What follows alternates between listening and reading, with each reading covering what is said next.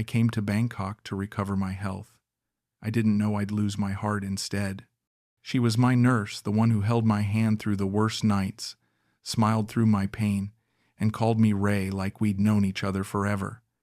I thought she saw me, not just the old man in the hospital bed, but when I was discharged, I learned something about her. She wasn't mine. I was just another patient she'd learned to manage gently, efficiently, and completely. A few evenings ago, I received an email from someone who's been following this channel for a few months. He said he knew that kind of connection, the one that feels too kind to be professional, too warm to be just care. He wrote that he'd met his own nurse in Chiang Mai, and that her kindness pulled him back from the edge. But when he left the hospital, the calls stopped, the smiles faded, and he realized she'd simply moved on to her next patient. Reading his message hit me harder than I expected, not because it surprised me, but because it reminded me how powerful human kindness can be when you're at your lowest. Sometimes, it's not love we fall for. It's relief. It's the first gentle voice after months of silence.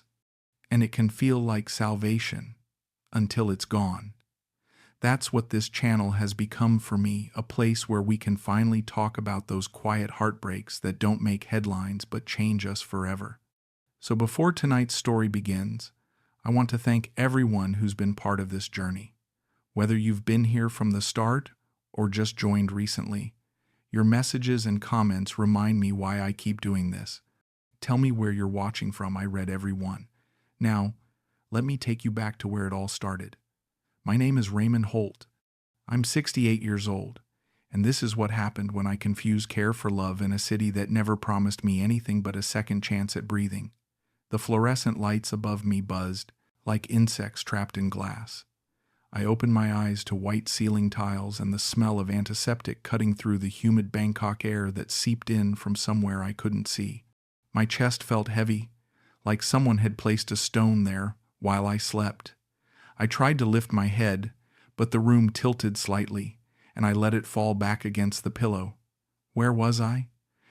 The last thing I remembered was walking down Sukhumvit Road, feeling the heat press against my skin, and then the tightness in my chest that made me stop and lean against a street vendor's cart. Everything after that was darkness, and the sound of Thai voices speaking rapidly above me. Now I was here, wherever here was, and I was alone, completely alone. My son was back in Melbourne, probably hadn't even noticed I'd left Australia 3 weeks ago. My ex-wife certainly didn't care where I ended up, and the few friends I had back home had stopped calling after I told them I was moving to Thailand for good. This is what 70 years of life had given me. A hospital bed in a foreign country with no one to call. "Mr. Ray, you are awake now?" The voice came from my left, soft and careful, like she was trying not to startle me. I turned my head and saw her for the first time. She was standing beside a metal cart, writing something on a clipboard, her dark hair pulled back in a neat bun. She wore light blue scrubs and had a stethoscope draped around her neck. When she looked up and met my eyes, she smiled, and it was the kind of smile that made you believe everything might actually be okay. "I am Conchira. I am your nurse for today and tomorrow. You had small heart problem, but doctors say you will be fine. You just need rest now." What happened? My voice came out rough, barely more than a whisper. My throat felt like I'd swallowed sand. She moved closer to the bed and poured water from a plastic pitcher into a small cup. She held it to my lips and I drank, grateful for the coolness. "You had what we call mild cardiac event. Your heart, it got stressed. Too much heat maybe, or walking too much without water. You are new to Bangkok, yes?" 3 weeks, I said. Moved here from Melbourne. Retired. Thought I'd try somewhere warm. I tried to laugh, but it hurt, so I stopped. She nodded and made another note on her clipboard. "Melbourne, very far. You have family here in Bangkok? Someone we should call?" "No, no one, just me." The words sounded even sadder when I said them out loud. She looked at me for a moment, and I saw something shift in her expression. Not pity, exactly. Something gentler than that. Understanding, maybe. "Okay, Mr. Ray. Then I take care of you. You don't worry." I make sure you get better." She adjusted the IV line in my arm with careful fingers, checking the tape that held it in place. Her touch was warm and steady. "You feel pain now? In chest?" "A little. Mostly just tired." She nodded again. "Good. Tired is normal. Your body need to heal. I come check on you every hour. If you need something, you press this button." She placed a small remote with a red call button into my hand. Her fingers brushed against mine for just a second. "Anything you need, you call me." "Okay?" "Okay," I said. And then, because I didn't want her to leave yet, because the room felt too empty and too quiet when she wasn't speaking, I added, "Thank you for helping me." She smiled again, that same gentle smile that made my chest feel a little less heavy. "That is my job, Mr. Ray. But also, I think you are a nice man. I can tell. So I am happy to help you." She moved toward the door, her shoes making soft squeaking sounds on the linoleum floor. Just before she left, she turned back. "You rest now. I come back soon. You are safe here." Safe? When was the last time anyone had made me feel safe? I closed my eyes and listened to the sounds of the hospital, the distant beeping of machines, the muffled conversations in Thai somewhere down the hallway, the hum of the air conditioning struggling against the tropical heat outside. I thought about my apartment, the small one-bedroom place I'd rented, sight unseen through a website, the boxes I still hadn't unpacked, the life I'd left behind in Australia that hadn't wanted me anymore. I thought about my son, Daniel, who'd stopped answering my calls after I told him I was leaving the country. He'd said I was running away. Maybe he was right. But what was wrong with running if there was nothing left to stay for? I must have fallen asleep, because when I opened my eyes again, the light coming through the window had changed, softer now, golden and slanted. Kanchira was back at my bedside, checking the monitor next to my bed. She noticed I was awake and smiled. "Good evening, Mr. Ray. You sleep long time." 3 hours. That is very good." "Evening already?" I tried to sit up a little, and she moved quickly to adjust the bed, pressing buttons until I was propped up at a better angle. "Yes. Almost 6 o'clock now. You miss lunch, but I bring you dinner soon. You must eat, even if you don't feel hungry. Your body need food to heal." She pulled a chair closer to the bed and sat down, which surprised me. I'd been in hospitals before, back in Melbourne, when I'd had my first scare 2 years ago, and the nurses there never sat down. They were always moving, always busy, always somewhere else they needed to be. But Kanchira sat and looked at me like she had all the time in the world. "You feel better now? After sleep?" "A bit, yeah. Still sore, but better." She nodded. "Good. Doctor will come see you tomorrow morning. He want to do more tests, make sure everything okay. But I think you will go home in 2 or 3 days." Home. The word felt strange. Did I even have a home here? That's good news, I suppose. "You don't sound happy," she said, tilting her head slightly. "You don't want to leave hospital?" I laughed. A real laugh this time, even though it made my chest ache. "No, it's not that. It's just going back to my apartment, being alone again. Not sure I'm looking forward to that." "You are lonely?" The question was direct but not unkind. I looked at her, at the genuine curiosity in her eyes, and I found myself telling her the truth. Yeah, I am. Came here thinking I'd make a fresh start, meet people, join some expat groups or something, but it's harder than I thought. Everyone already has their own life here. I'm just the new guy who doesn't speak Thai and doesn't know where anything is. Bangkok can be hard city for foreigner, she said quietly. Very busy, very big, easy to feel lost. But you know what? I think you are brave, man. You leave everything you know and come here alone. That take courage. No one had called me brave in a very long time. I don't know about brave, maybe just desperate." "No," she said firmly. "Not desperate, brave. And you know what else? You will not be alone. You have me now. I am your nurse, but I can be your friend too, if you want. When you leave, Hospital. You have my number, and you can call me if you need help with anything. Bangkok things, or health things, or just if you feel lonely and want to talk. Okay? I stared at her, not sure if she meant it or if this was just something nurses said to patients. But her face was serious, open, and there was something in her voice that made me want to believe her. You do that? Of course. Why not? You are nice man, Mr. Ray. And I am nice person too, so we can be friends. Easy. She stood up and patted my hand, just once, before heading back to her cart. Now I go get your dinner. You like rice? Chicken? I bring you something gentle for stomach. Anything's fine. Thank you, Kenchira. She paused at the door and looked back. You can call me Khan. My friends call me Can. Then she was gone, leaving me alone with the monitors and the golden light and a feeling in my chest that had nothing to do with my heart condition. For the first time since I'd arrived in Bangkok, I didn't feel completely invisible. Someone had seen me. Someone had sat down and talked to me like I mattered. And she'd called me her friend. I told myself not to read too much into it. She was just being kind. It was her job to be kind. But as I lay there waiting for her to return with my dinner, I couldn't help but smile.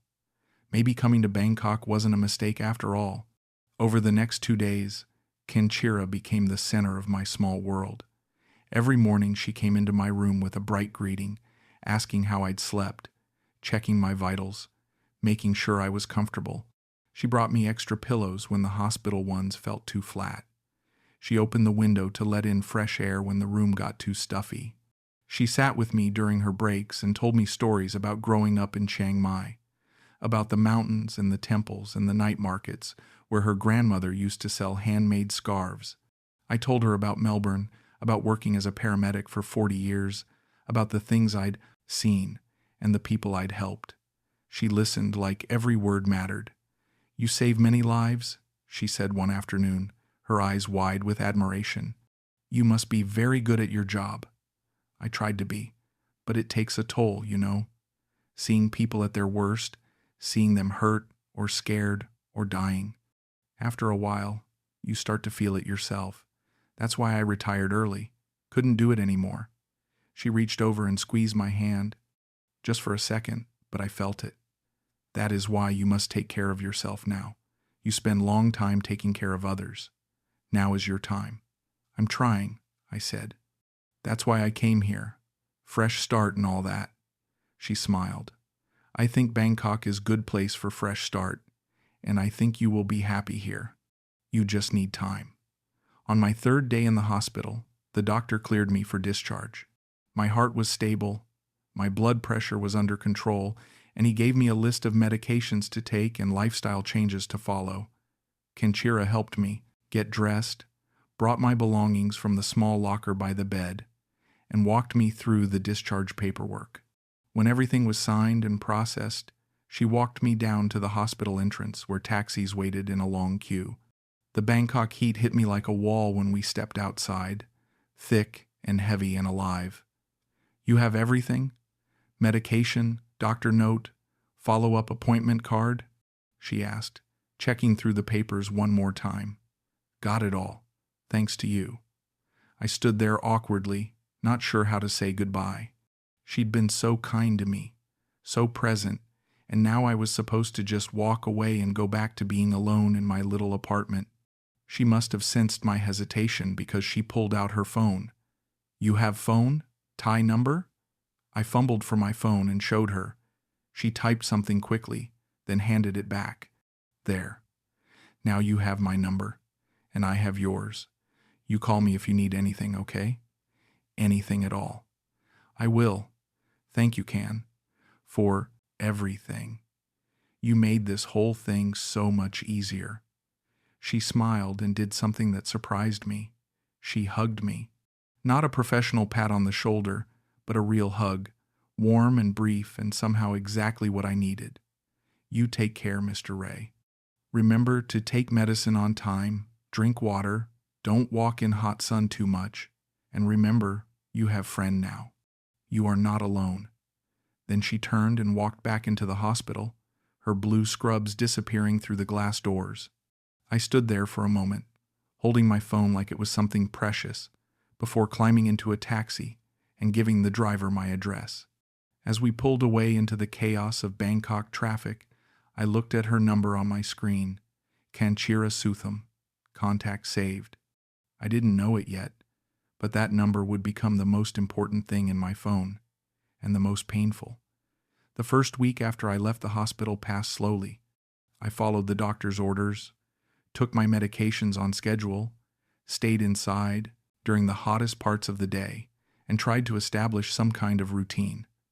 But the apartment felt empty, and the silence was louder than any noise I'd ever heard. I'd wake up in the morning and make coffee, and sit by the window watching Bangkok move below me. Millions of people going about their lives while I sat alone in a box in the sky. I thought about calling Kanchira 100 times, but always talked myself out of it. She'd just been being polite, I told myself.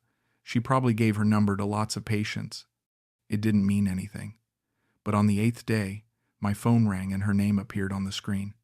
My heart jumped in a way that had nothing to do with cardiac events. Hello? Mr. Ray? This is Can, from hospital. You remember me? Her voice was light, almost teasing. Of course I remember you. How could I forget? I just want to check on you. Make sure you are okay. You taking medicine? Feeling good? I felt something warm spread through my chest. She'd actually called. She'd thought about me. Yeah, I'm doing fine. Following all the rules. Being a good patient. Good, good. I am happy to hear. And you are not too lonely? There was genuine concern in her voice. I'm managing, trying to figure out the neighborhood, where to buy groceries, that kind of thing. You know where to go? Good places for shopping? When I admitted I'd been eating instant noodles and whatever I could find at the 7-Eleven down the street, she laughed. No, no, no. This is not good. You need real food, Thai food, healthy food. Tell me, what you doing tomorrow? Tomorrow? Nothing. Why? There was a pause, and then she said, I have day off tomorrow. I can meet you, show you good places to eat, good markets. You want? I can be like your Bangkok guide. You'd do that? I don't want to take up your day off, but even as I said it, I was hoping she'd insist. I want to. It's fun for me too. I like to help people, and you are my friend, remember? So tomorrow, 10 o'clock in. Morning, I meet you at your apartment. You send me address, okay? Okay. Yeah, that sounds great. Thank you, Con. After we hung up, I sat on my couch staring at the phone, hardly believing what had just happened. She'd called me. She'd offered to spend her day off with me. She'd called me her friend again. I got up and looked around my apartment, suddenly seeing it through new eyes. It was a mess. Boxes still unpacked, dishes in the sink, clothes draped over chairs. If she was coming here tomorrow, I needed to clean up. I spent the rest of the evening tidying, organizing, making the place look like someone actually lived there instead of just existed. I even bought flowers from a street vendor that night, small white jasmine flowers that made the apartment smell less like loneliness. When I finally went to bed, I lay awake for a long time, thinking about tomorrow, about seeing her again, about the way she'd said friend like she really meant it. Maybe I wasn't as alone as I thought. Maybe Bangkok was finally starting to feel like home. The next morning, I was awake before dawn, too nervous to sleep. I showered, changed clothes 3 times, and was waiting by the window at 9:30, watching for her to arrive. When she appeared at exactly 10 o'clock, walking up the street in jeans and a light pink blouse, her hair down around her shoulders, I felt my breath catch. She looked different outside the hospital. Younger, more beautiful. I buzzed her up and opened the door before she could knock. "Good morning, Mr. Ray," she said, smiling as she stepped inside. She looked around the apartment with interest. "Nice place. Very clean. I tidied up yesterday. Wanted to make a good impression." She laughed. "You don't need to impress me. But it is nice. You have good view of street." We stood there for a moment, awkward in the way people are when they're transitioning from one kind of relationship to another. Patient and nurse was easy. This was something else, something undefined. "So," I said finally, "where are we going?" "First, I take you to my favorite morning market. Very local, not many tourists. Then we go to temple nearby, very peaceful place. Then lunch. Sound good?" It sounded perfect. We took a taxi to a neighborhood I'd never been to. All narrow streets and old shop houses and the smell of cooking food everywhere. The market was exactly as she'd described it, crowded and loud and completely overwhelming in the best way. Kanchira moved through it like she belonged there, greeting vendors in rapid Thai, stopping to examine vegetables and fruits I didn't recognize, explaining things to me as we went. "This is called rambutan. You try." She bought one and peeled it, handing me the white flesh inside. It was sweet and slightly floral. "Good?" "Really good." She bought a bag of them and insisted on paying when I tried to give her money. My treat. "You are my guest in Bangkok." We bought fresh vegetables, rice, spices. She said I needed if I was going to cook real Thai food. She taught me how to pick good mangoes, how to tell if fish was fresh, how to haggle politely without offending anyone. I watched her more than I watched the market. The way she laughed with the old woman selling herbs. The way she touched my arm to get my attention when she wanted to show me something. The way she looked at me when she thought I wasn't looking. After the market, we took our bags back to my apartment and then walked to the temple she'd mentioned. It was small and tucked away on a quiet street, gold spires reaching up toward the white sky. Inside it was cool and dim, the air thick with incense. Kanchira lit candles and knelt before the Buddha statue, her hands pressed together, her eyes closed. I stood back and watched, not wanting to intrude on something sacred. When she finished, she came and stood beside me. "You can make wish too, if you want." Buddha listened to everyone. "I'm not Buddhist," I said. "I'm not really anything." She shrugged. "Doesn't matter. Wish is wish. Just think what you want in your heart, and maybe you get it." So I closed my eyes and made a wish. It was simple. Stupid, maybe, but it was what I wanted. I wished that this, whatever this was with Kanchira, would continue. That I wouldn't be alone anymore. That she would keep looking at me the way she'd looked at me in the market. When I opened my eyes, she was watching me with a soft expression. "What you wish for?"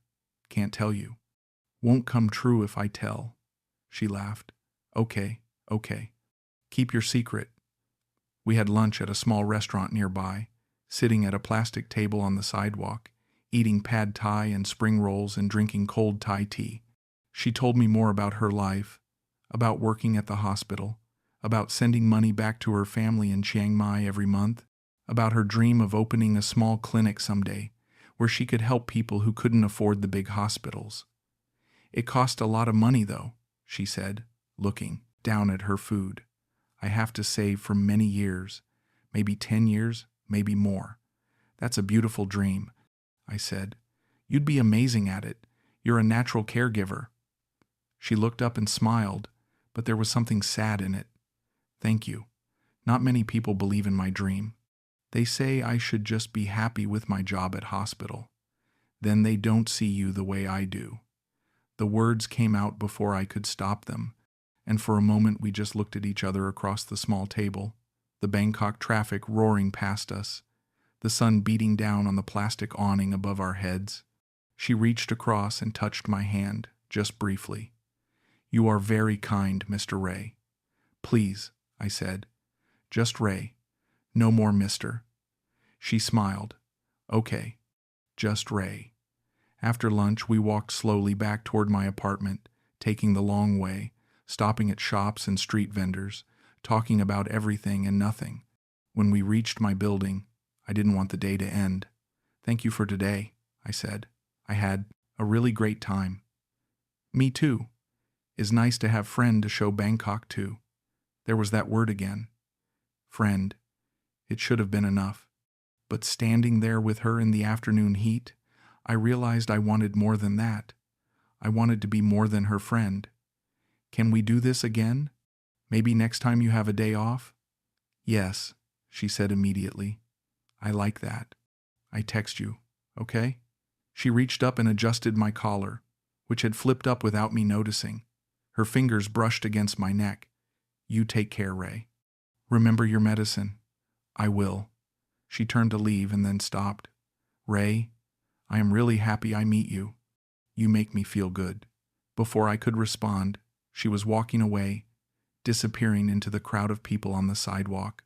I stood there for a long time, watching the place where she'd vanished, feeling like something fundamental had shifted inside me. This wasn't just loneliness being filled. This was something else. Something dangerous and wonderful and terrifying all at once.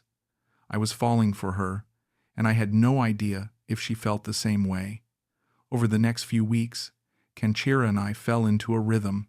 She'd text me in the evenings after her shifts, asking how I was feeling, telling me about her day, sending me pictures of funny things she'd seen.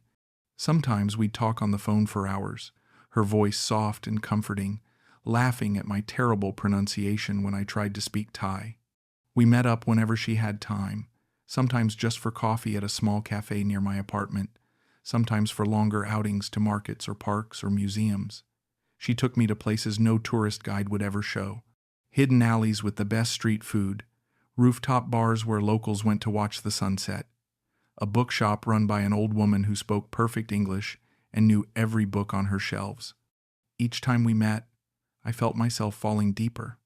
The way she'd link her arm through mine when we walked, the way she'd rest her head on my shoulder when we sat on park benches, the way she'd look at me when she thought I wasn't paying attention, like she was trying to figure something out. I kept telling myself to be careful, that I was probably misreading things, that she was just a friendly person, and I was a lonely old man desperate for connection. But then she'd do something that made me think maybe, just maybe, she felt it too. One evening, about a month after I'd left the hospital, she called me sounding tired and sad. Ray, can I come over? I have bad day and I just want to sit somewhere quiet. Of course, come over anytime. She arrived 20 minutes later, still in her scrubs, her face drawn. I made her tea, and we sat on the couch, not saying anything at first. Finally she spoke. Patient died today. Young woman, motorcycle accident. We try everything, but she didn't make it. Her mother was screaming in hallway. I can still hear it. I'm sorry, I said quietly. That never gets easier, I know. She turned to look at me, her eyes wet. How you do it? All those years? How you not let it break you? Sometimes it did break me. That's part of the job. You just learn to carry it differently. She leaned against me then, her head on my shoulder, and I put my arm around her. We sat like that for a long time, the Bangkok night alive outside my window, the weight of loss settling over us both. Thank you for letting me come here, she whispered. You make me feel safe. You can always come here, anytime you need to. She lifted her head and looked at me, and we were so close I could see the flecks of gold in her brown eyes. For a moment I thought she might kiss me, and I realized I wanted her to more than I'd wanted anything in years, but she just smiled softly and settled back against my shoulder. You are good man, Ray. Very good man. That night, after she left, I lay in bed replaying every moment, every word, every touch. I was in too deep now. I knew it, but I didn't care. For the first time since moving to Bangkok, I felt alive. I felt like I mattered to someone, even if it was just as a friend, even if it never became more than this. It was enough. Or at least, I told myself it was. 2 months after we'd met, Kanchira's birthday arrived. She'd mentioned it casually a few weeks earlier, saying she didn't usually celebrate because she was always working, and most of her friends had moved away from Bangkok. When I asked what she wanted, she'd laughed and said nothing, that she was too old for birthday wishes. She was 31. I was 68. The age gap should have bothered me more than it did, but when we were together, it didn't feel like it mattered. She made me feel younger, lighter, like I still had something to offer the world. So I decided to do something for her birthday, something that would show her how much she meant to me. I went to a jewelry shop in Siam Square, one of the fancy ones with cases full of gold and diamonds, and I spent more than I should have on a delicate gold necklace with a small pendant shaped like a lotus flower. The shopkeeper wrapped it in an elegant box with a silk ribbon, and I carried it home feeling nervous and excited.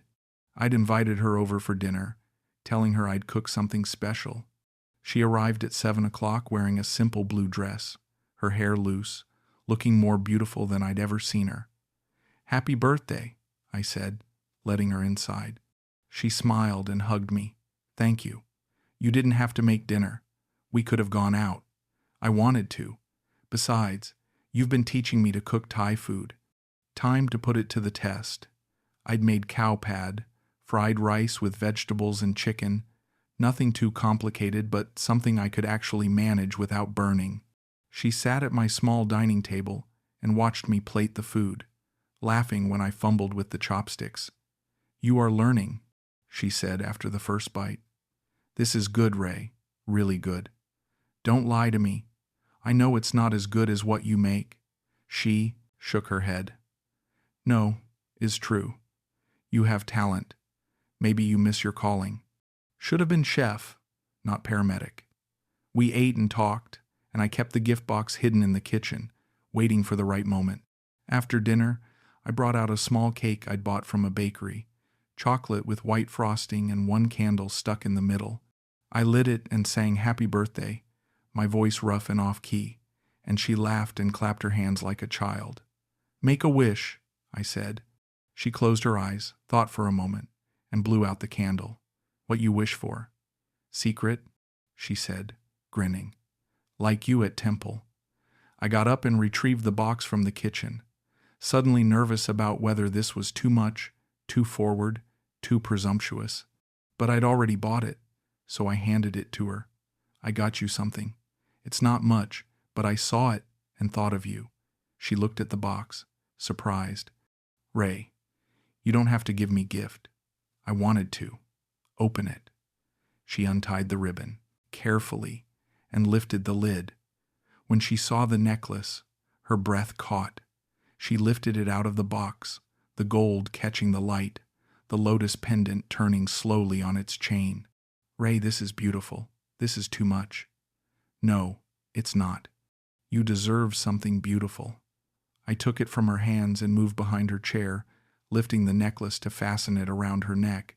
My fingers fumbled with the tiny clasp, but I finally got it secured. She stood and went to the mirror, hanging by the door, touching the pendant, her eyes shining. When she turned back to me, there were tears on her cheeks. No one ever give me something like this before. No one ever treat me like this. She crossed the room and wrapped her arms around me, holding on tight. I held her back, feeling her warmth, smelling the faint scent of jasmine in her hair. "Thank you," she whispered against my shoulder. "Thank you, Ray. You're welcome." We stood like that for what felt like a long time, and when she finally of them pulled back, she kept her hands on my arms, looking up at me. "You know what I wish? When I blow out candle." "What?" Her voice was soft, almost shy. "I wish that I always have you in my life, that we always be close like this." Something inside me cracked open. "I wish that too." She smiled and reached up, touching my face gently. "You are a special person, Ray. Very special to me." That night, we sat on the couch watching the lights of Bangkok through the window, her head on my shoulder, the necklace gleaming against her skin. She held my hand, our fingers intertwined, and I felt something settle inside me. This was real. This connection between us was real. She felt it too. I wasn't imagining it. "I take care of you always," she murmured, half asleep. "Always, Ray." I kissed the top of her head, breathing in the moment, wanting to hold on to it forever. "I know. But things have a way of changing when you least expect them to. Small shifts that you don't notice until you step back and see the whole picture. It started subtly, so subtly I almost missed it. Kanchira began texting less frequently. Where before she'd send me messages throughout the day, little updates or funny observations, now there were gaps. Hours would pass, sometimes half a day, before she'd respond to something I'd sent. When I asked if everything was okay, she'd say she was just busy, that the hospital had been crazy, that she was working extra shifts. I believed her because I wanted to, because the alternative, that she was pulling away, was too painful to consider. We still met up, but less often. She'd cancel plans at the last minute, apologizing and saying something had come up at work. When we did see each other, she seemed distracted, checking her phone more than usual, her mind somewhere else even when her body was sitting next to me. "Is everything all right?" I asked one evening when we were having coffee at our usual cafe. She'd barely touched her drink and had been staring out the window for the past 10 minutes. She looked back at me and smiled, but it didn't reach her eyes. "Yes, of course. Why you ask? You just seem distant lately. Like something's bothering you." She shook her head quickly. "No, nothing bother me. Just tired from work. We have many patients right now, and hospital want me to work more hours. Is stressful. Maybe you should take some time off. Rest. We could go away for a weekend, somewhere quiet." The suggestion came out before I thought about what I was implying, about what it would mean. She looked uncomfortable. "I don't know, Ray. I need the money right now. My family need help, and I have to save for my clinic." "I could help," I said, the words tumbling out. "If you need money, I could help you. I have my pension, and I don't spend much." Her expression shifted, something I couldn't read passing across her face. "You would do that?" "Of course. You've done so much for me. It's the least I can do." She was quiet for a moment, looking down at her untouched coffee. When she spoke, her voice was small. "My rent, it went up last month. Landlord raised it very high. I lose some overtime shift at hospital too, so money is very tight right now. I don't want to ask anyone for help, but it's hard." "How much do you need?" She told me the amount. It wasn't enormous, but it wasn't nothing either. About a month's worth of my pension. Without thinking twice, I pulled out my wallet. "I'll transfer it to you tonight." "Ray, no, I cannot take your money like this." But even as she protested, I could see the relief in her eyes. "Please, let me help you. You've helped me so much since I came to Bangkok. You've been there for me when I had no one. This is just money. It doesn't mean anything compared to what you've given me." She reached across the table and took my hand, squeezing it tightly. "You are too good to me. I don't deserve someone like you." "Yes, you do. Don't say that." I transferred the money that night, and she sent me a long message thanking me, saying she'd pay me back as soon as she could, that I was the kindest man she'd ever known. I told her not to worry about paying it back, that it was a gift. After that, things seemed better for a while. She texted more often, seemed happier when we met up. But then, a few weeks later, there was another problem. Her mother was sick and needed medicine. Then her brother's motorcycle broke down and he needed money for repairs. Then an unexpected hospital bill. Each time, I gave her what she needed. Each time, she promised to pay me back. Each time, I told her not to worry about it. I didn't care about the money. I cared about her, about being someone she could rely on, about being needed. Looking back now, I can see how blind I was, how desperate I was to be important to someone, to matter, to be more than just a lonely old expat wandering around Bangkok. But at the time, I told myself I was helping her because I cared, because that's what you do for people you love. And I did love her. I knew it in my bones, in the way my heart jumped every time her name appeared on my phone, in the way I counted the days between seeing her, in the way I'd started imagining a future where we were together. I hadn't said it out loud yet, but I felt it. Surely she felt it too. 3 months after her birthday, I decided to tell her. We were supposed to meet for dinner at a restaurant near the river, one of the nicer places she'd been wanting to try. I got there early, reserved a table with a good view of the water, ordered a bottle of wine. I was nervous in a way. I hadn't been since I was a young man, my palms sweating, my heart doing that irregular thing that had nothing to do with my condition. I was going to tell her I loved her. I was going to tell her I wanted to be with her, properly, not just as friends but as something more, and I was going to ask her if she felt the same way. She was late, which wasn't unusual anymore. I waited, watching the boats drift past on the dark water, sipping wine and rehearsing what I'd say in my head. After an hour, I texted her. No response. After another 30 minutes, I called. It went to voicemail. By the time 2 hours had passed, I'd finished the bottle of wine and the worry had turned into something else, something cold and ugly. Where was she? Had something happened? Was she okay?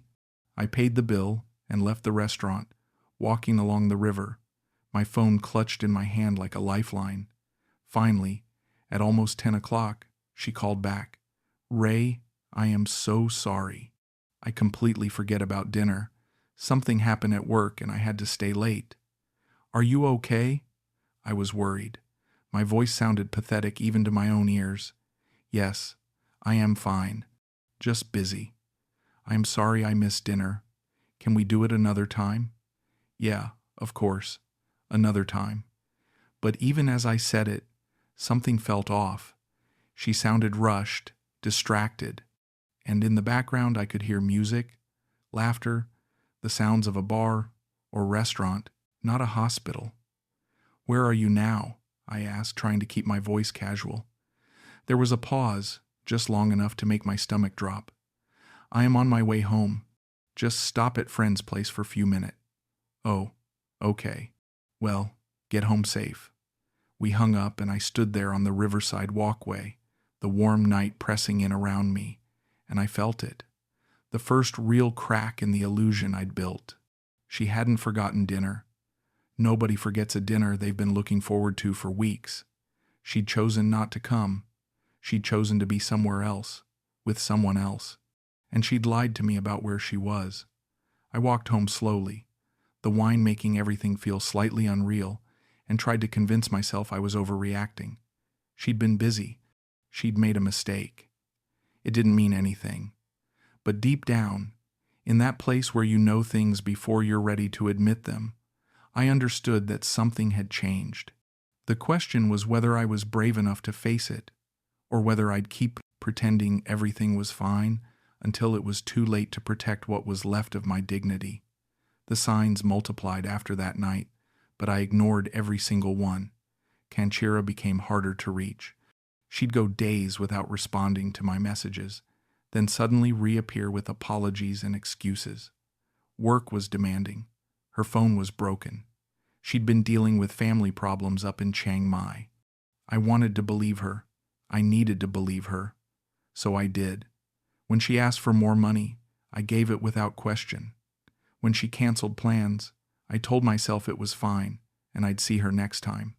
When she seemed distant during the rare moments we were together, I blamed it on stress. I made excuses for her because the alternative was admitting that I'd been a fool. One afternoon, about 4 months after her birthday, I went to the hospital. I hadn't been back since my discharge, but I had a follow-up appointment that my doctor in Australia had insisted I schedule. I thought maybe I'd see Kanchira, maybe surprise her, maybe take her to lunch if she had time. I checked in at the reception desk and asked if Kanchira was working that day. The young woman at the desk typed something into her computer and frowned. "Nurse Kanchira? She transferred a different department last month. She work in outpatient clinic now. Different building." "Oh, I didn't know that." The receptionist gave me directions to the other building, and I walked through the hospital complex, following the signs. The outpatient clinic was smaller, quieter, less chaotic than the main hospital. I went to the desk and asked for Kanchira again. "Is she here today?" The nurse looked at me with polite curiosity. "She is here, but she is with patient right now. Can I help you with something?" "No, I just wanted to say hello. I'm a former patient. I'll just wait." The nurse nodded and went back to her work. I sat in the waiting area, watching people come and go, feeling increasingly awkward about showing up, unannounced. Maybe this was a mistake. Maybe I should just leave. But before I could talk myself into going, I saw her. She came out of one of the examination rooms, wearing her blue scrubs, her hair pulled back, smiling at someone walking beside her. A man, foreign, older, maybe in his 60s. White hair, expensive-looking clothes, confident walk. They were talking easily, comfortably, and as I watched, she touched his arm, that same gentle touch she'd given me 100 times. The same touch that had made me feel special. He said something that made her laugh, and she pulled out her phone, typing something. He leaned in to look at her screen, and she showed him, both of them smiling. Then he reached into his pocket and pulled out his wallet, handing her something. Cash, from what I could see. She hesitated for a second, then took it, thanking him quietly. He patted her shoulder and walked toward the exit. She watched him go, then turned back toward the examination rooms, and that's when she saw me. Her face went through a series of changes so fast I almost missed them. Surprise, confusion, and then something that looked like concern. She walked over quickly, tucking her phone into her pocket. "Ray, what you doing here?" "I had an appointment. Thought I'd come say hello." My voice sounded hollow to my own ears. She smiled, but it was tight, professional. "Oh, that is nice. You are okay? Heart is good?"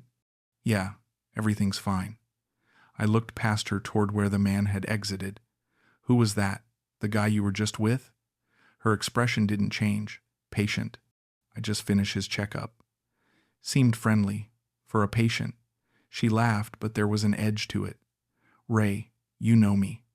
I am friendly with everyone, is my job. That is how I meet you, remember?" She was right. That was how she'd met me. That was how this had started.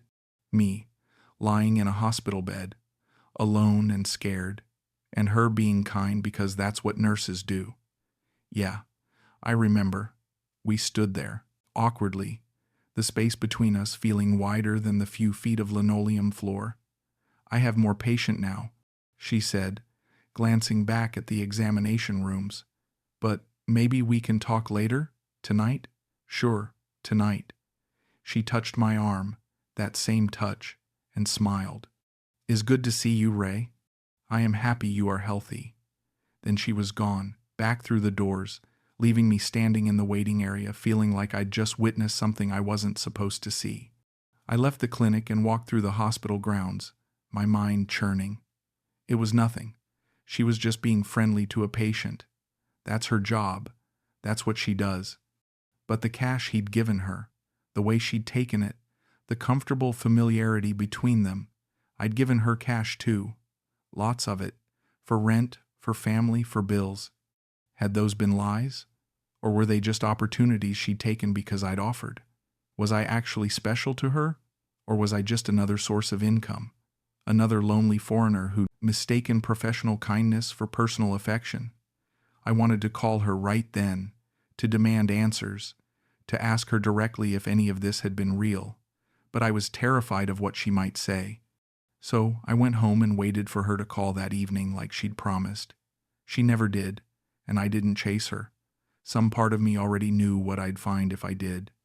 Days passed with minimal contact, short texts, vague responses, promises to meet up soon that never materialized. I told myself to let it go, to move on, to accept that whatever we'd had was over. But I couldn't.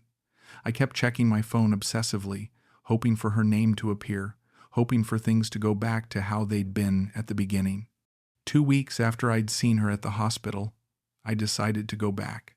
Not for an appointment, not with any real plan, just because I couldn't stand the not knowing anymore. I needed to see her, to talk to her, to understand what had happened to us. It was a Thursday afternoon, and the outpatient clinic was moderately busy when I arrived. I didn't check in at the desk. I just sat in the waiting area, half hidden behind a magazine, watching for her. She appeared about 20 minutes later, leading an older man out from the back, and my stomach dropped. It was the same man I'd seen before, same white hair, same expensive clothes. But this time I noticed more.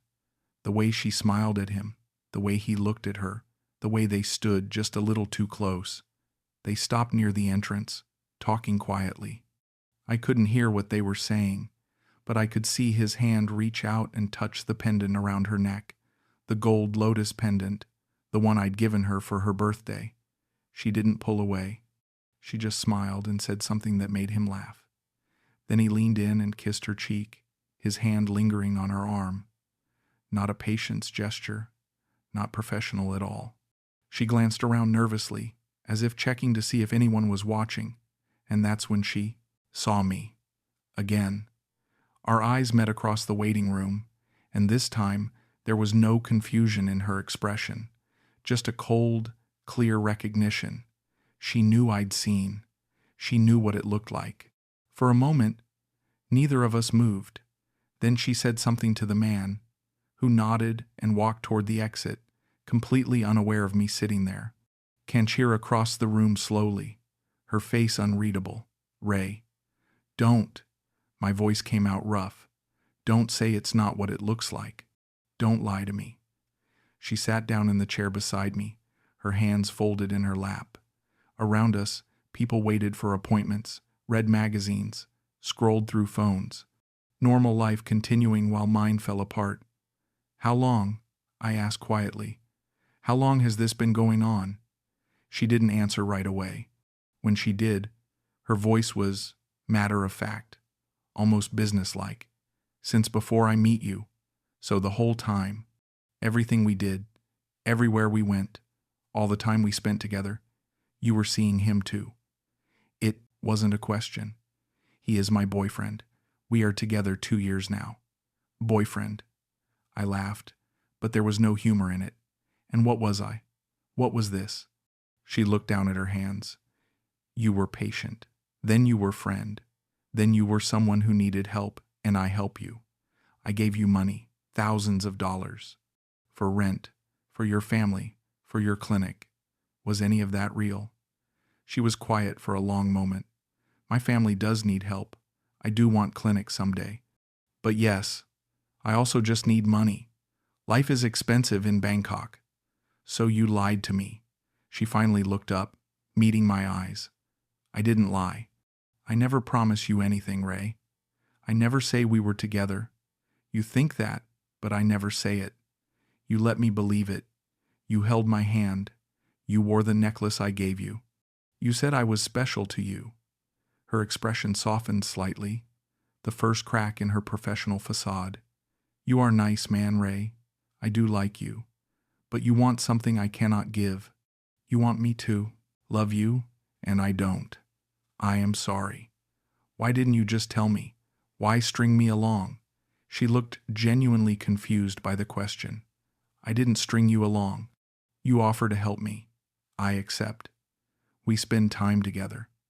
Is mutual, yes? You get company, I get help. Both people benefit. That's not mutual. That's transactional." She shrugged, a small gesture that cut deeper than any words could have. "Maybe for you is different, but for me is just how things work. Many foreign men come to Thailand looking for something. I give them what they need. They give me what I need. Everyone happy. I'm not happy." My voice cracked on the last word. "I know, and I am sorry for that, but that is your feeling, not my responsibility." She stood up, smoothing her scrubs. "I have to go back to work now. You should go home, Ray. Forget about me. Find someone who can give you what you want." "What about him?" I gestured toward where the white-haired man had exited. "Does he know about me?" She smiled, slightly. "Of course. He know about all of them. He doesn't care. He just wants someone young and pretty to take care of. I am happy to be that person. Is good arrangement. All of them." The words sank in slowly. "How many?" "That doesn't matter now. Goodbye, Ray. Take care of your heart." She walked away without looking back, disappearing through the doors into the clinic. I sat there for a long time, surrounded by the sounds of the hospital, the beeping machines and quiet conversations and footsteps on linoleum. Around me, life continued. People came and went, Nurses called names. The world kept spinning, but I couldn't move, because the truth had finally hit me, and it was worse than anything I'd imagined. I'd never been special. I'd never been unique. I'd been a patient she'd learned to manage expertly, professionally, completely. She'd diagnosed my loneliness, prescribed companionship, and charged me for every dose, and I'd taken it willingly, gratefully, foolishly. I'd been so desperate for connection that I'd convinced myself care was love, that attention was affection, that transactions were relationships. I'd seen what I wanted to see because the alternative was too painful to face. I stood up eventually, my legs shaky, and walked out of the hospital into the Bangkok heat. The city noise hit me like a wall. Motorbikes and voices and music and the smell of street food and exhaust and life. I walked without direction, letting the crowd carry me, just another foreigner lost in the chaos. My phone buzzed in my pocket. A message from her. Just 3 words, "I am sorry." I deleted it without responding. What was there to say? That I'd been a fool? That I'd given her everything and gotten nothing back? That I'd mistaken professional kindness for personal love? She already knew all that. She'd probably known it from the beginning. She'd seen me coming from a mile away. A lonely old man, recently divorced, no family, no friends, newly arrived in a foreign country. Perfect mark, easy target. I'd made it so easy for her. I didn't go home that night. I walked through Bangkok until my legs ached and my chest felt tight, until the sun set and the neon lights came on and the city transformed into something electric and alive. I ended up at a bar somewhere in Siloam, one of those places where expats gathered to drink and complain about their lives and pretend they were having the adventure they'd come to Thailand for. I sat at the bar and ordered whiskey, something I hadn't touched since before my heart attack. The bartender looked at me with concern. "You okay, sir?" "No, not really." But I drank it anyway, and then another, and another. Around me, other men sat alone or in small groups. Older men, Western men, some with Thai women young enough to be their daughters, all of them wearing the same expression I probably had. Hope mixed with desperation, mixed with the quiet knowledge that whatever they'd found here wasn't what they'd been looking for. One guy, Australian like me, started talking to me after a while. He was maybe 10 years younger, red-faced from sun and alcohol, wearing a Chang beer shirt that was too small for him. "First time in Thailand?" he asked. I shook my head. "Been here about 6 months." "Ah, so you know the score then. Let me guess. Bar girl? Massage girl? Nurse?" I looked at him sharply. "What makes you say that?" "Got that look, mate. We all get it eventually. Think we found someone special, someone different. Then we learn they're not so different after all." He drank deeply from his beer. "How much did she get you for?" "Too much." He laughed, not unkindly. "Welcome to Thailand. Beautiful country. Lovely people. But don't ever think you're the only one. Everyone here is playing an angle. Even the good ones. Maybe especially the good ones." "She was good at it," I admitted quietly. "Best I've ever seen. Made me believe it was real. Maybe parts of it were real. They're not all heartless, you. No. Most of them are just trying to survive, take care of their families, build a better life. Can't really blame them for that." I wanted to argue, to say what she'd done was wrong, that you shouldn't manipulate people's emotions for money. But he was right in a way I didn't want to acknowledge. Who was I to judge how someone survived? I'd come to Thailand looking for cheap living and easy health care. She'd seen an opportunity to make money from a lonely foreigner. We'd both been using each other, in a way. I'd just been too blind to see it. "So what now?" I asked him. "What do you do after you figure it out?" "Same thing we all do. Either go home or stay here and learn to live with it. Bangkok's full of guys like us. Broken hearts and empty wallets, but somehow we keep coming back." He finished his beer and signaled for another. "Cheaper to stay than go back to whatever we left behind. At least here there's always sun and cheap food and the next illusion waiting around the corner. Because that's the thing about Thailand. It sells hope better than anywhere else in the world. I left the bar sometime after midnight, drunk enough that the pain felt distant, like something happening to someone else. I took a taxi back to my apartment and climbed the stairs slowly, each step an effort. Inside, the space looked exactly as I'd left it that morning. Clean, organized, empty. I'd cleaned it for her months ago when she first visited, and I'd kept it that way, always hoping she'd come back, always ready for her. What a waste. I sat on the couch and pulled out my phone. Our message thread was still there, months of conversations, the progression from formal to friendly, to something that felt like intimacy. I scrolled back to the beginning, to those first careful messages after I'd left the hospital. Her, "Mr. Ray? This is Can. Just checking you are okay. Take medicine on time." Me, "Hi Can. Doing well thanks to you. Hope you're having a good day." Her, "Thank you. You are sweet. I am happy to help you." It had all been there from the start. Professional but kind, helpful but bounded. I'd been the one who'd read more into it. I'd been the one who'd turned care into love. She'd just been doing her job, and when I'd offered money, she'd taken it. Simple as that. I deleted the thread, then deleted her contact. Then I blocked her number. It was petty, pointless. She probably wouldn't even notice. But it made me feel like I'd done something, taken some action, drawn some line. The necklace. She was still wearing my necklace, wearing it while holding hands with her real boyfriend, wearing it while collecting money from other lonely men. The thought made me sick. I went to the bathroom and stared at myself in the mirror. An old man looked back. Gray hair, lined face, tired eyes. When had I gotten so old? When had I become the kind of person who could be fooled so easily? I'd spent 40 years as a paramedic, seeing the worst of humanity, learning to read people, understanding manipulation and lies and desperation, and still, I'd fallen for it, because I'd wanted to, because I'd needed to believe that someone could see past my age and my loneliness and my failing body and find something worth loving. I'd needed it so badly I'd ignored every red flag, every warning sign, every moment of doubt. I went back to the couch and sat in the dark, listening to Bangkok hum outside my window.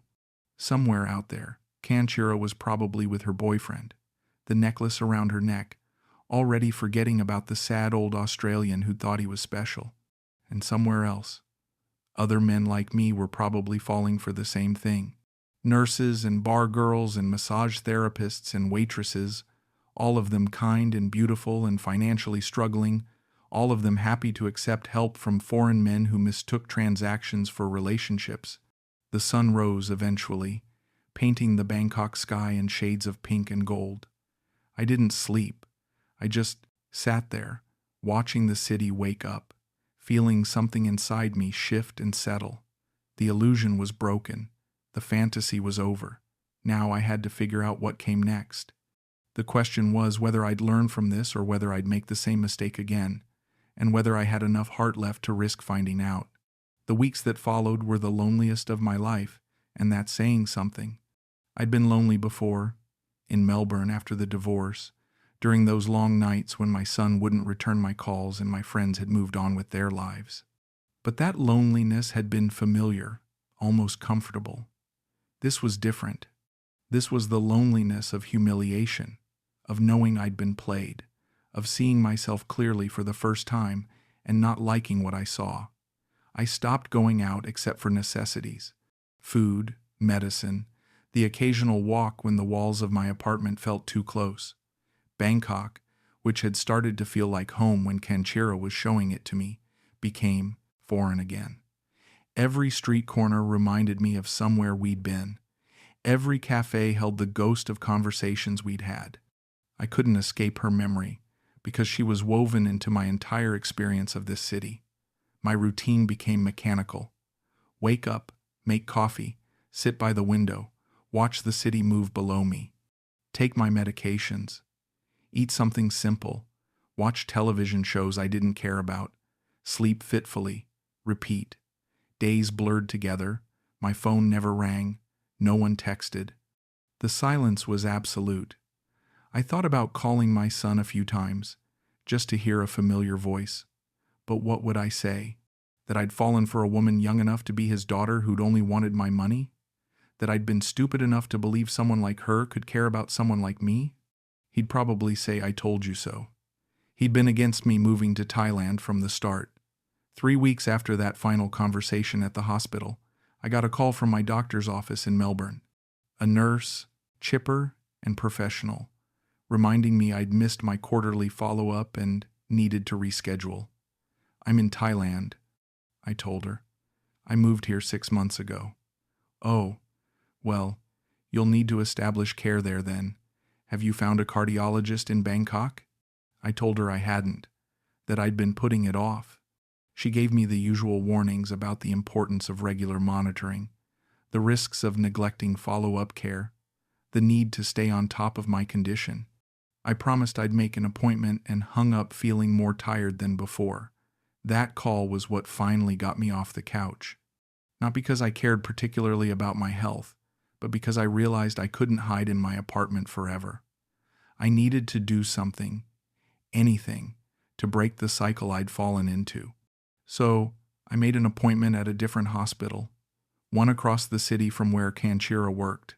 No chance of running into her there. The appointment was routine, mundane, exactly what I needed. A young male doctor who spoke excellent English, ran the tests efficiently, reviewed my medications, and told me everything looked stable. No drama, no connection, just professional medical care. That's what it was supposed to be. That's what it had been with Kanchira, too, before I'd turned it into something else in my head. I walked out of that hospital feeling something like relief. I'd done something normal, something necessary, without it being complicated by emotions or expectations or delusions. Maybe I could rebuild my life here after all. Not the life I'd imagined with Kanchira, but something simpler, more honest. Afterward, I found a small cafe nearby and sat with coffee and a newspaper, trying to feel like a person who belonged in the world. The cafe was quiet, mostly empty, the kind of place locals went rather than tourists. I liked that. At the next table, an older foreign man sat with a laptop, working on something, occasionally sipping his coffee. After a while, he looked up and caught my eye.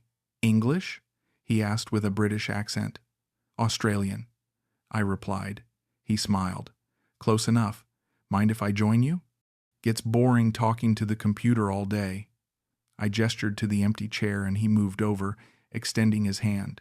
"Martin, I'm a writer, working on what will probably be a terrible novel about expats in Southeast Asia. Raymond, retired paramedic, working on not being a cliché." He laughed at that, a genuine laugh that made me smile despite myself. We talked for a while, easy conversation about nothing important. Where we were from, how long we'd been in Bangkok, our impressions of the city.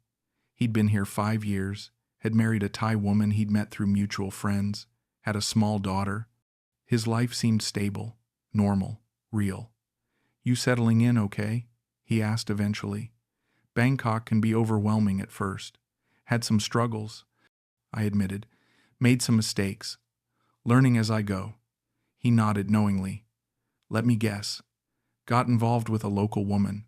Thought it was love. Turned out to be something else." I must have looked shocked because he laughed again. "Sorry, not trying to pry. Just, I've seen it happen a lot. Hell, almost happened to me before I met my wife. This city has a way of making lonely people believe in fairy tales." Yeah, well, I believed. Turns out I was just another character in someone else's story. We talked more after that, and Martin told me about his first year in Bangkok, about the bar girl who'd convinced him they had a future, about the money he'd spent before a friend had sat him down and explained how things actually worked. "The thing is," he said, "most of them aren't bad people. They're just surviving in a system where foreign men have money and Thai women have limited options. Can't really blame them for working that system." "But the lying," I said. the pretending to feel something they don't. Is that really different from what we do? We come here pretending we're adventurous expats, when really we're just running from failed marriages and distant children and countries that don't need us anymore. We're all selling something. I sat with that for a moment. He wasn't wrong. So, how do you move past it? How do you trust anyone after that? You start by trusting yourself. Figure out what you actually want, not what you think you should want. Then you build slowly, carefully, with people who are honest about what they're looking for. My wife, when we first met, she was very clear about her situation. She had a daughter from a previous relationship. She needed stability. She was looking for a partnership, not a romance. No games, no illusions. Took me a while to appreciate that honesty, but now I see it was the kindest thing she could have done. We exchanged numbers before parting ways, and Martin invited me to a weekly meetup his expat group held at a pub in Thong Lor. Nothing fancy, he said. Just people who've been here a while, happy to help newcomers figure things out. No judgment, no agenda, just community. I thanked him and promised I'd think about it. Walking home that afternoon, I felt something I hadn't felt in weeks. Not happiness, exactly, but possibility. The sense that maybe my story in Bangkok wasn't over. Maybe it was just beginning properly, now that the fantasy had burned away and reality was all that remained. I started going to Martin's expat meetups on Thursday nights. The first time was awkward. Walking into a pub full of strangers, all of them already comfortable with each other, laughing at inside jokes I didn't understand. But Martin saw me come in and waved me over, introducing me around, making space for me at the table. There were about 10 regulars. British, American, Australian, a Canadian woman, a German guy. Ages ranged from 30s to 70s. Some had Thai partners, some didn't. Some had been in Bangkok for decades, some for just a few years. What they all had in common was a kind of worn-in practicality, a lack of illusion about the city and their place in it. They weren't there to find themselves or escape their pasts or have some great adventure. They were just there, living their lives, helping each other navigate the mundane complications of being foreign in a place that would never fully be home. Over beers and Thai food, they talked about visa runs and tax complications, and where to find good Western food, and how to deal with landlords, and which hospitals were trustworthy. Practical stuff. Real stuff. No one asked me why I'd moved to Bangkok or what I was running from. They just accepted I was there, same as them. After a few weeks, I started to relax into it. I began recognizing faces, remembering names, understanding the dynamics of the group. The Canadian woman, Sarah, had been a teacher in Vancouver before moving here to teach English. The German guy, Klaus, had retired from engineering and spent his days cycling around the city. An American named Tom had been a military contractor who'd settled here after his last assignment ended. Each had their own story, their own reasons, their own mistakes. One Thursday night, about 2 months after I'd started coming, Tom asked me directly what had brought me to Bangkok. The group had gotten smaller by then, just 4 of us left at the table. Late enough that the pub was quiet and the conversation had turned more personal.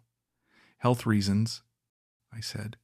Had a heart attack a couple years back, another scare right after I got here. Needed affordable health care and warm weather. And? Tom prompted. There's always an and. So I told them, not everything, but enough. About Kanchira, about believing it was real, about the money and the lies and the humiliating way it had ended. When I finished, there was silence for a moment. Then Klaus spoke. We have all been there, my friend. Maybe not exactly the same, but similar enough. This city teaches expensive lessons. You think I was stupid, I said. It wasn't a question. Sarah shook her head. No, we think you were human. Lonely people do desperate things. We all know that.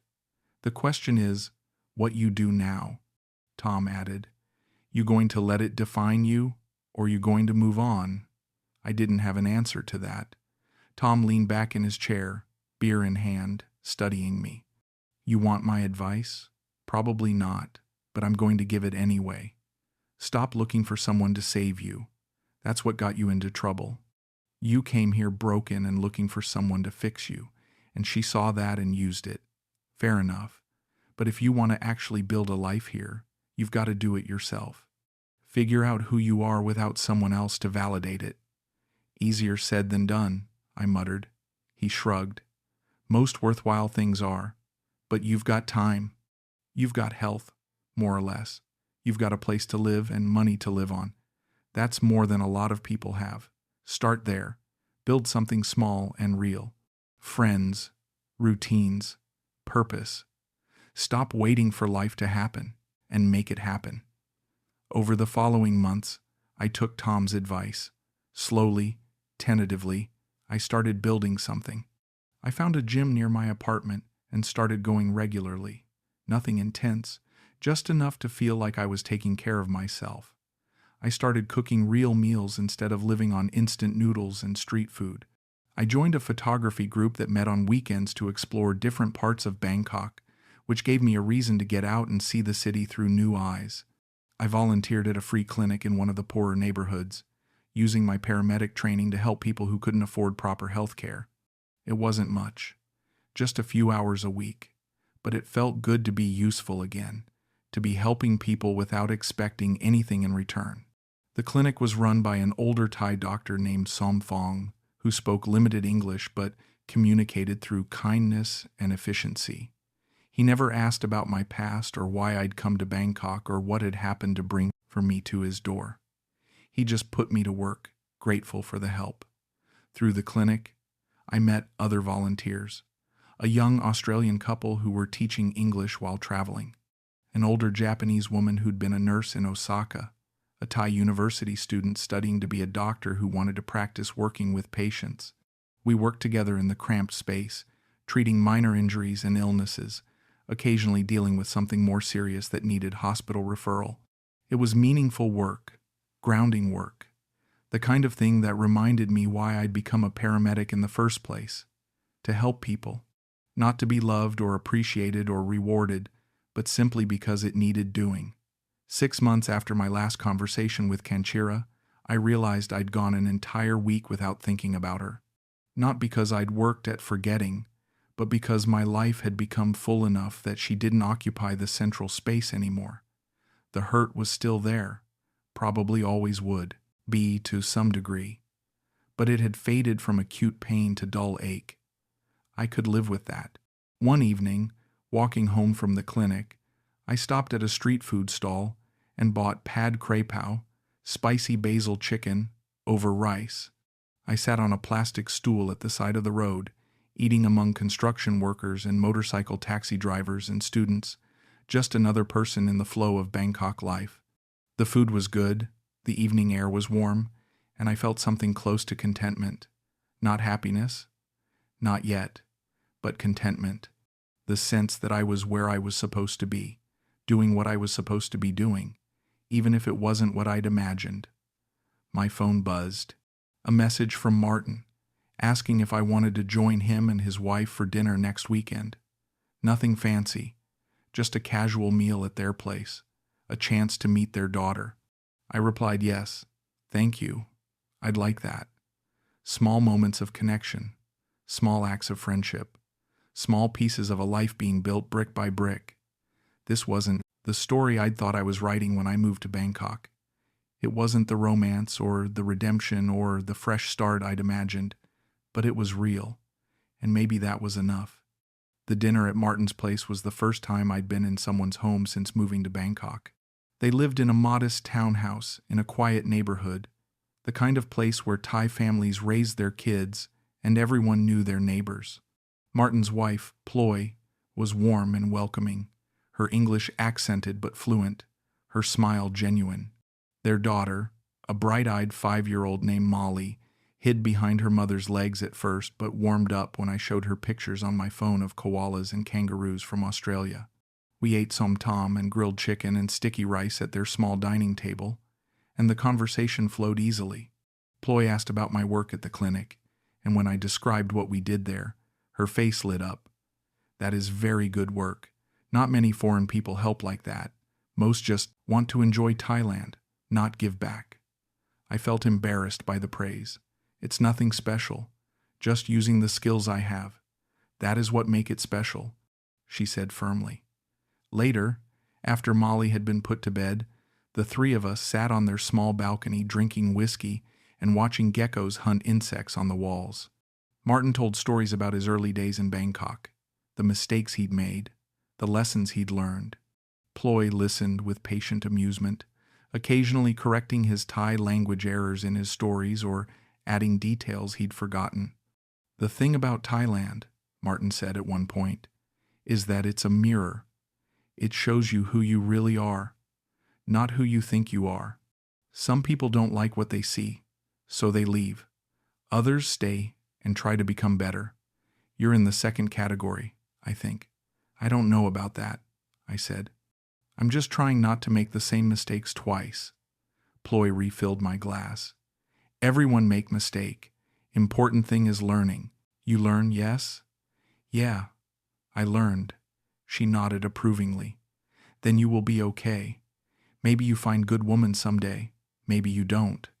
Either way, you will be okay, because you learned to be okay alone first. As I rode home in a taxi that night, I thought about what she'd said. Being okay alone first. That's what I'd failed to do before. I'd come to Bangkok carrying all my loneliness and hurt and need, and I'd projected it onto the first person who'd shown me kindness. I'd made Kanchira responsible for my happiness, which was unfair to both of us. She'd never asked for that responsibility. I'd simply handed it to her and then felt betrayed when she didn't want to carry it. Now, slowly, I was learning to carry it myself, to find satisfaction in my own company, to build a life that felt meaningful without needing someone else to validate it. It was harder than I'd expected, lonelier sometimes than I'd imagined, but it was also freeing. I wasn't waiting anymore, not for love, not for purpose, not for life to begin. It had already begun. I was living it.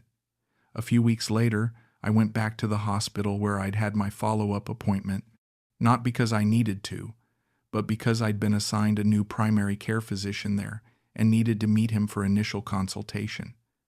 The hospital was modern and efficient, the staff professional and kind. My new doctor was Thai, about 40. Dr. Somchai, with excellent medical credentials and a straightforward manner I appreciated. He reviewed my file, asked relevant questions, ordered some routine tests. It was exactly what medical care should be: professional, competent, impersonal. After the appointment, I was walking through the hospital lobby when I heard my name. Mr. Ray? I turned and saw one of the nurses from the outpatient clinic, a young woman named B who'd been working the desk the day I'd seen Kanchira with her boyfriend. She smiled and walked over. I remember you. You are friend of Nurse Kanchira, yes? Was, I said carefully. We're not in touch anymore. Her smile faltered slightly. Oh, I am sorry. She transferred to different hospital last month. Private hospital near airport. I think she is doing well there. That's good. I hope she is. There was an awkward pause. Then B said quietly, I want to say something, Mr. Ray. Maybe is not my business, but I want to say, Kanchira is good nurse. She really care about patients. But she also have hard life. She work very hard to help her family. Send money every month to mother and brother in Chiang Mai. Is not easy for her. I know, I said. I understand that now. B nodded. Okay, I just want you to know. She is not bad person. Just sometimes life make people do things they not proud of. You understand? Yeah, I understand. After B walked away, I stood in the lobby for a moment, thinking about what she'd said. Kanchira wasn't a bad person. I'd known that even in my anger and hurt. She was just someone trying to survive, using the tools she had, in a system that gave her limited options. We'd both been using each other, in a way. I'd wanted companionship and purpose. She'd wanted financial security. Neither of us had been entirely honest about what we were doing. The difference was, she'd known what it was from the beginning. I'd been the one living in a fantasy. I walked out of the hospital into the Bangkok afternoon, the heat hitting me like always, the city noise enveloping me, and I felt something release inside me. Not forgiveness, exactly, but acceptance. Acceptance of what had happened, of my role in it, of the lessons learned. Acceptance that some stories don't have happy endings or clear villains or satisfying conclusions. Some stories just end, and you move on, carrying the experience with you but not letting it define you. I took out my phone and sent a message to the clinic director, asking if they needed help with an extra shift that weekend. Then I sent a message to Tom, asking if he wanted to grab lunch sometime. Small actions, small connections, small steps forward. This was my life now, not the one I'd imagined, but the one I was building, and that was enough. A year after I'd first met Conchira, I found myself sitting in a cafe overlooking the Chao Phraya River. It was the same cafe where I'd sat with her on her birthday, watching the boats drift past, feeling like the luckiest man alive. Coming back here hadn't been intentional. I'd been exploring a different part of the city with my photography group, and we'd ended up in this neighborhood. When I'd recognized the cafe, I'd almost turned around and left. But then I decided to stay, to face it, to prove to myself that I could sit here without falling apart. So here I was, alone at a table, drinking coffee, watching the river flow past just like it had a year ago.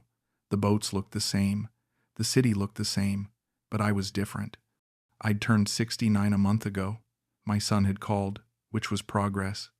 We'd talked for 20 minutes, awkward but genuine, and he'd mentioned maybe visiting Bangkok sometime if I was still there. I'd told him I would be. I wasn't going anywhere.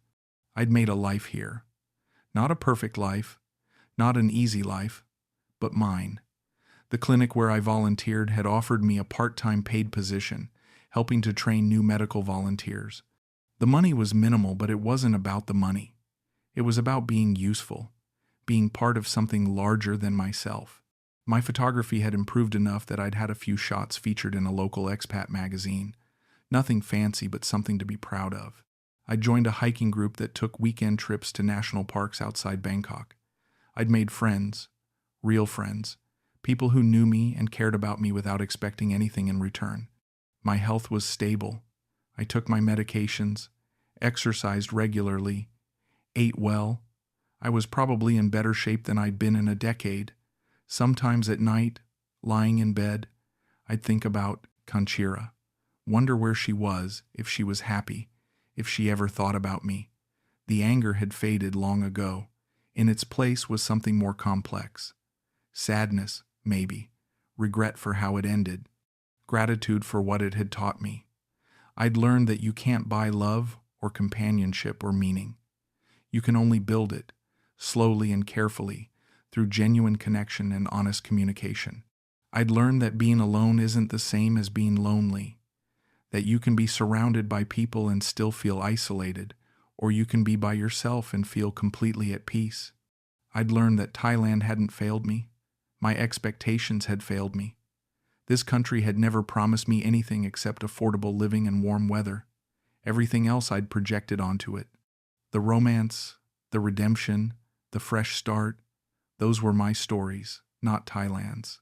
And now I was writing a different story. One without a romantic heroine or a dramatic climax or a tidy resolution. Just a quiet story about a man learning to live with himself in a foreign city that had become familiar, building a life one small moment at a time. My phone buzzed on the table. A message from Sarah, the Canadian teacher, asking if I wanted to join her and a few others for dinner at a night market in Chinatown. I replied yes, told her where to meet me, and finished my coffee. The river flowed past, indifferent and eternal. Somewhere in this vast city, Conchira was living her life, probably had moved on completely, probably didn't remember the old Australian man who'd given her money and mistaken her kindness for love, and that was okay. She'd been doing her job. I'd been the one who'd turned it into something more. As I stood to leave, I glanced at the spot where we'd sat together a year ago. I could almost see us there, her head on my shoulder, my arm around her, both of us watching the lights on the water. It felt like a memory from someone else's life, because in a way, it was. That man, the one who'd been, so desperate for connection that he'd confused care for love, he didn't exist anymore. He'd been replaced by someone more careful, more aware, more honest about his own needs and limitations. I walked out of the cafe into the evening heat, the city lights beginning to flicker on as dusk settled over Bangkok. I had dinner to get to, friends to meet, life to live. This was my home now. Not because I'd found love here or discovered some grand purpose or had any kind of dramatic transformation, but because I'd learned to exist here honestly, without illusions, building something real and sustainable. The story didn't end with redemption or revenge or reconciliation. It ended with acceptance. Acceptance of what had happened, of who I was, of what life actually offered instead of what I'd hoped it would offer. And in that acceptance, I'd found something I hadn't been looking for. Peace. Not happiness, not yet, but peace. And for now, that was more than enough. 6 months later, I received an email from my son. He was coming to Bangkok for a week, wanted to see where I lived, how I was doing. He'd bring his girlfriend, a woman I'd never met but heard about in our occasional phone calls. I prepared for their visit with nervous energy, cleaning my apartment obsessively, planning activities, wanting to show them that I'd made something good here. When I picked them up at the airport, I barely recognized Daniel.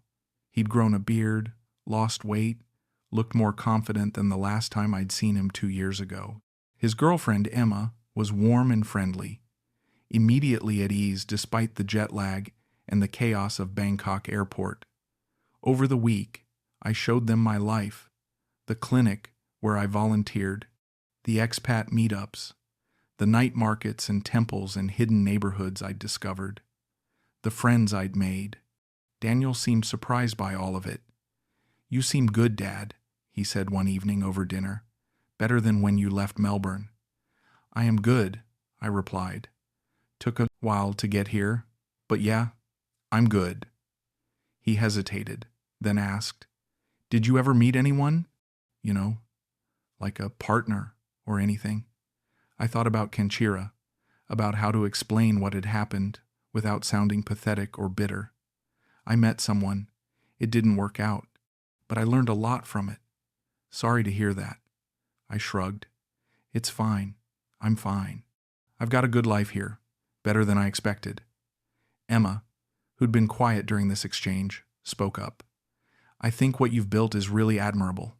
Coming to a new country alone, making friends, finding purpose, that takes courage." Her words meant more to me than she probably realized. After they left, flying back to Melbourne and their own lives, I felt different, lighter somehow, like I'd proven something to myself, that I could make this work, that I had made it work. The past, with all its mistakes and heartbreaks and foolish decisions, was just that, past. I kept volunteering at the clinic, kept taking photos, kept meeting my friends for dinners and drinks and weekend adventures. Life settled into a rhythm that felt sustainable, meaningful, enough. 2 years after I'd first come to Bangkok, I was asked to speak at a health conference about medical volunteering in underserved communities. It was a small conference, mostly attended by local healthcare workers and a few international NGO representatives, but it felt significant to be asked. I prepared my presentation carefully, talking about the work we did at the clinic, the challenges we faced, the difference it made in people's lives.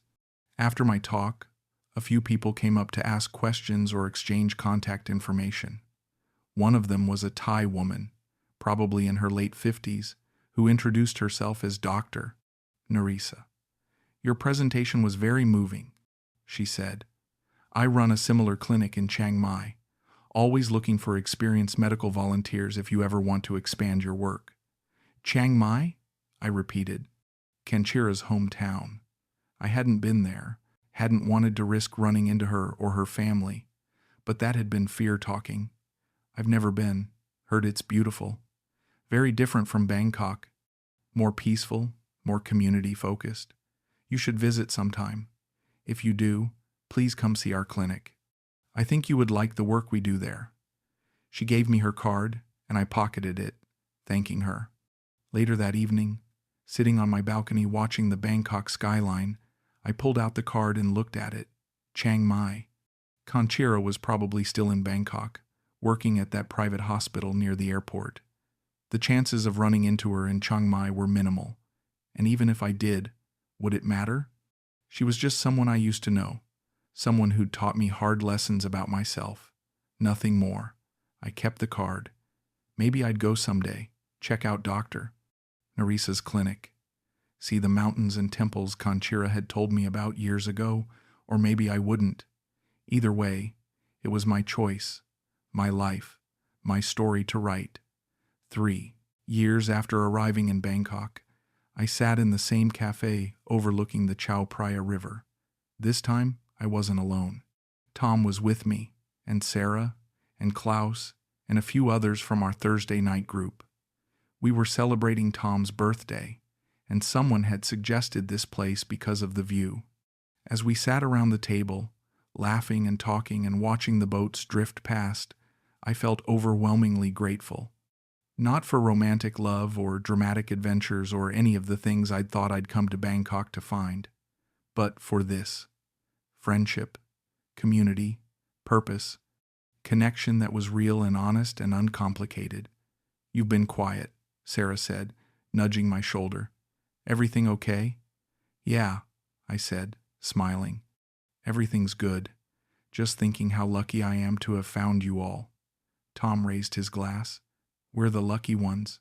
You bring the medical expertise, the good attitude, and most importantly, you buy rounds. What more could we ask for? Everyone laughed and clinked glasses, and we went back to our conversations and our food and our evening. The river flowed past, carrying boats and memories and the weight of the city on its dark waters. Bangkok hummed around us, alive and chaotic and beautiful in its complexity. And I sat there among friends, in a place I'd once associated only with pain, and I felt whole, not complete perhaps. There were still lonely nights and moments of doubt and days when I wondered what might have been different if things with Conchira had worked out. But whole enough, real enough, honest enough. This was the life I'd built from the wreckage of my illusions. This was the story that emerged when the fantasy burned away, and only truth remained. It wasn't the story I'd wanted to tell when I came to Bangkok, broken and desperate and looking for someone to save me. But it was a better story, because it was mine. Because I'd written it myself, one difficult day at a time, learning to be the person I needed to be instead of searching for someone else to be that person for me. Conchira had been my nurse in Bangkok. She'd cared for me during my most vulnerable moments, and I'd confused that care for something it wasn't. But she'd also been my teacher, though neither of us knew it at the time. She'd taught me that love can't be bought or negotiated or built on transactions. She'd taught me that kindness isn't the same as affection, and attention isn't the same as love. She'd taught me that I needed to heal myself before I could be whole with someone else. Hard lessons, painful lessons, but necessary ones. And now, sitting in this cafe with these friends, in this city that had become home, I realized something. I didn't need to forgive her, or forget her, or make peace with what happened. I just needed to accept it as part of my story. The chapter that taught me everything I needed to know about myself. The chapter that broke me open so something better could grow in the space left behind. She was my nurse in Bangkok until I realized I was just another patient. But I'm not a patient anymore. I'm just Ray, a man living in a foreign city, doing work that matters, surrounded by people who care about him genuinely. A man who learned the hard way that the only person who can heal you is yourself. And that's enough. That's more than enough. That's everything.